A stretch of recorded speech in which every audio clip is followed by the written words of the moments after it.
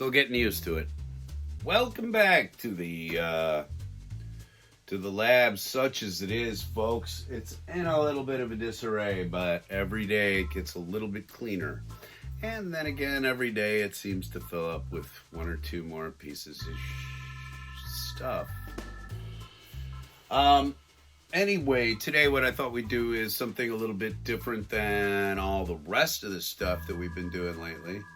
Because I like to switch it up. I like to flip it over. That's right. Okay, with some of my picks for the year so far. Actually, this El Camino doesn't belong in there. But for some of my picks of the year so far for Matchbox and Hot Wheels. Hot Wheels is trailing the field with only 3 entries at the moment. Anyway, let's readjust.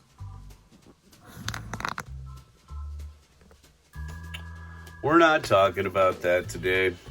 Real quick, I just went by Goodwill and I picked up second season of Archer for $4.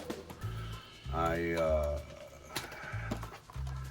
grabbed a sealed copy of De Niro versus Stallone in Grudge Match.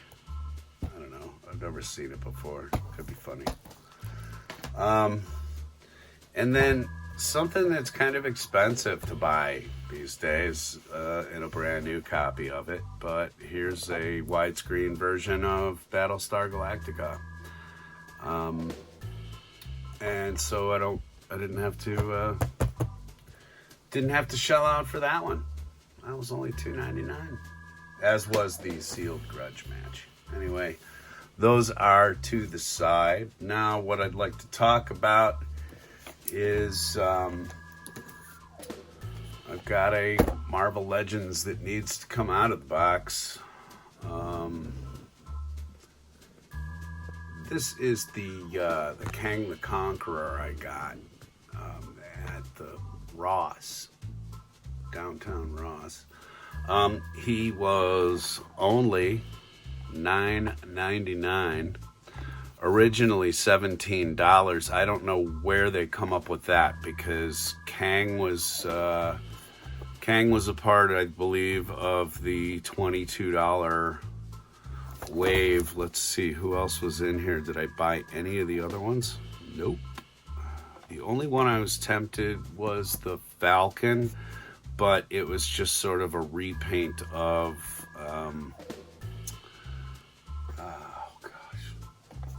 the Vulture. So I didn't purchase it because it really was nothing new.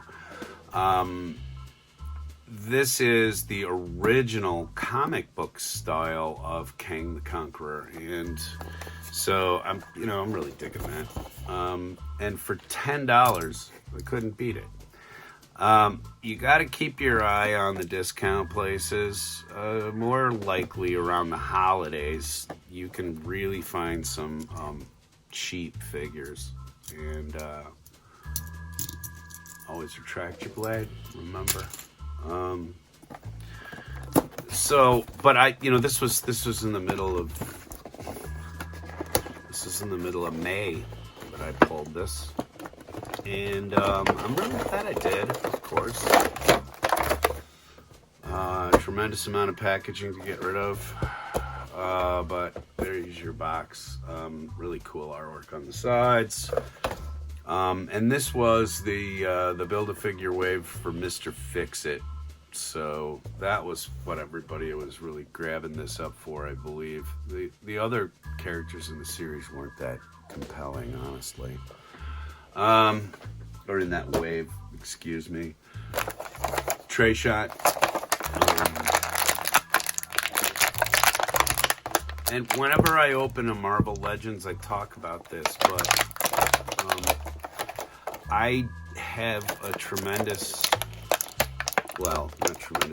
a growing collection of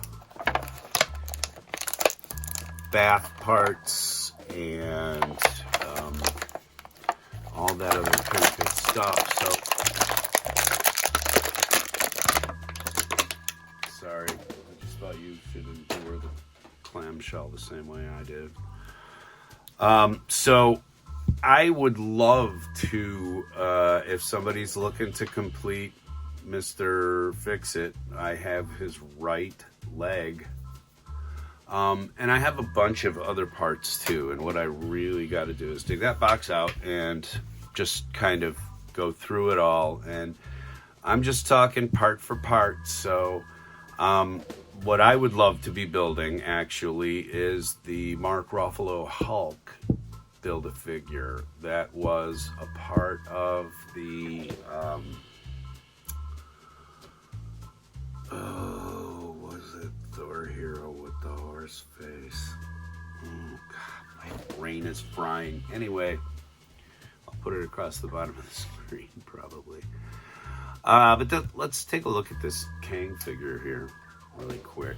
I'm not going to go into any giant specifics, but there you go with the very firm left foot. Looks to be sort of a repaint from Kingpin, but what do I know? And then he comes with a Master Blaster. And he has two trigger hands, he has a single trigger hand and two gripping hands that he comes with. And then he's got two balled up fists that he's styling right now. So we're going to leave those in for the moment and take a look at the figure here. In terms of the face work, they really nailed that old school look of the character. But that said, the face is very nondescript, though they got it right. Feels like it's on a single ball neck, so very little sass going on in this guy. The tunic is such that the arms are only going to go to, Superman distance to the outside. They will not go all the way up, and I'm not going to tweak them all the way around, though I bet you could. There are single elbows, and we've got a full twist at the waist, so, you can really get around. By the way, the head probably spins all the way around too. I don't know why, but people in the figure community, they review a figure and they give it the Linda Blair. I suppose if you're going to have Superman knock his head off. Going down to the thigh, you get a kick out to about there. Backward, not very far, forward all the way, but you've got a sort of a loincloth here, which does inhibit the back and the forward movement. You've got a really nice cut at the boot for the thighs, so that's very well hidden. And you've got a double knee joint there, and forward facing pin and rocker, I'm gonna guess, for the ankle. The mold all looks really good. They could have, but they didn't have to. Dry brush it out a little bit. I can do that myself. But it looks great. It looks very much like the original artwork. And here's the thing that I've been noticing with these designs. Now that they do the MCU figures, they really do tend to focus on those figures. I know that every once in a while they'll do these comic book waves, but I don't know, they just haven't been all that they have not been all that interesting to me at all. But this guy's going to be great. He's going to go very well, very well, next to Red Skull, and they look great together. I prefer, the comic book styles to the MCU styles, especially when it comes to stuff like the recent Shang-Chi characters. Just before they kind of cleaned the shelves out, in a wave just before the Shang-Chi stuff started to change over to the MCU stuff on the shelf, they did issue a really awesome Shang-Chi, which I wish I had picked up, which was more like the 1970s comic book, and it came with, nunchaku and a lot of different expressive hands and like two different faces. It was a really great figure, and I did have a chance at it at one point, and I just I let it go. I figured I would see it again. That teaches you something. When you see it, grab it if you want it, because otherwise it'll be gone. Anyway, let's move on to something else here. Back when I was a kid, probably for every holiday, for every birthday, my folks would go and one of the things that I would get would be a book, and it was always to encourage my reading and stuff like that. And so one of the things that they found that I would definitely read was comic books, and I had all sorts of Marvel collections in larger books of, say, this scale, or smaller sort of pocket books, which had a lot of the classic stories in them, and like the Spider-Man that's coming out now, the Marvel Masterworks, and the Hulk. They issued these in a sort of a cheap pocketbook form. So even though these characters were born 4 years before my birth, I could still access all of the old original comics. They did it very regularly, and I would assume it was just trying to keep the lights on at Marvel. But I was really appreciative of those when I was a kid. And then when they started issuing these, I thought, oh, what a great idea. And I did a talk about these books a little while ago when I started picking them up. I first picked up the X-Men and the first volume of Fantastic Four, and I kind of did a quick little blurb about what they were like. I have now read through the pretty much most of the entire first volume of Incredible Hulk, and I forgot how unbelievably rough the Hulk getting off the ground was. And I mean that not in a physical way, but in a literary way, how this character changed over 6 issues. The other editions, the other Fantastic Four, the X-Men, Thor, all of those, most of them have like 9 editions in them. The Hulk only had 6 magazines in his first volume, his first run. And so the stories, though they're written by Stan Lee, and it's so apparent when it's written by Stan, and the artwork is by Kirby. Okay, they're really fantastic, and they are, if you missed the first time I kind of opened this up, I don't want to betray anyone's copyright, but I will show you some of the artwork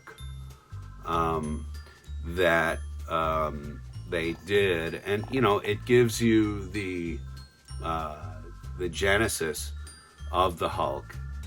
The first time through, his getting Rick off of the gamma bomb test site, but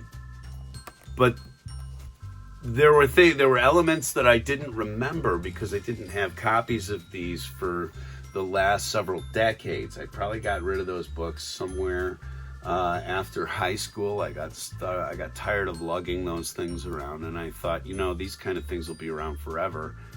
They weren't, but that's another story. I got rid of a lot of my larger books, especially early on in my moving. I definitely got rid of. I had the Incredible Hulk coffee table book, and I had Origins and Son of Origins, and all of these larger tomes of early Marvel works. And they're issuing them again. I find the price, by the way, to be extremely reasonable for what you're getting. But here's what I'm going to say: when you read this first volume, if you are used to things being a certain way, and you're not okay with a very turbulent, consider Bruce Banner's entire story and genesis, as lots of early Marvel characters did, almost like a tumbleweed, just being battered and rolled across the ground, hoping that it'll catch flight. I know that's a really weird analogy, but I mean, it's what happens to Banner's character and the Hulk's character. He goes through a situation of being a mindless brute in the first Genesis to becoming a giant green man who is controlled by Bruce Banner's mind very quickly. So you've got him speaking intelligently and doing intelligent things. There's a point where Rick has remote control almost over the Hulk. When he's close enough, he can sort of make suggestion to the Hulk, Hulk, come here and help me out. They omit that connection very quickly because you can just sort of see the week to week and month to month discussions that must have taken place between Stan Lee and Jack Kirby. Oh man, I would have killed to be a fly on the wall for some of this stuff to be on the discussion, because it's very early 60s. There's a lot of talk of the commies. There's Asian fear in here, but they do get very quickly into a very fantasy setting where you have characters that have been hiding in the earth for a really long time, and they've got immortal powers. You've got Journey to the Center of the Earth kind of things happening where they're holding on to the outside of the shell and then they get captured.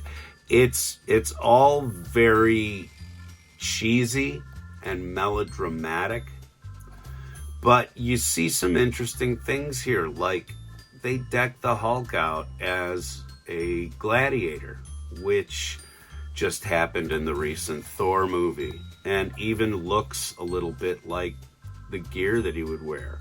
Later on, when they did Planet Hulk and World War Hulk and etc., of course, the artists of those stories were the ones that truly developed those looks. But you can see maybe they might have gotten a little inspiration or wanted to tip the hat to Jack Kirby.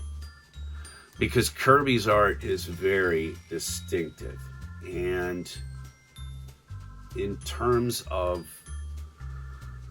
cheap comic book feel, it has a flavor to it, but it's not for everybody, and I'm gonna say that. And also, that said, I can't wait for the next volume, which comes out in September, which is my birthday. So cool. I just wanted to talk a little bit more about the Marvel Masterworks and kind of talk about what they were, you know, and promote them a little bit, because if your kids are into comic books, or if you just got into it, you should definitely get a primer in where all of these things came from. And it's silly. The Hulk has, for some odd reason, he has Bruce Banner's intellect, but he speaks like Ben Grimm, you know, like somebody from the Bronx or something. It's very rough, and it's very uneven, and I love it. You know, the Toadmen. This stuff is a product of its time. And I don't mean that in a cover it for material way. Your kids can read this. There's nothing in here you can't hand your kids.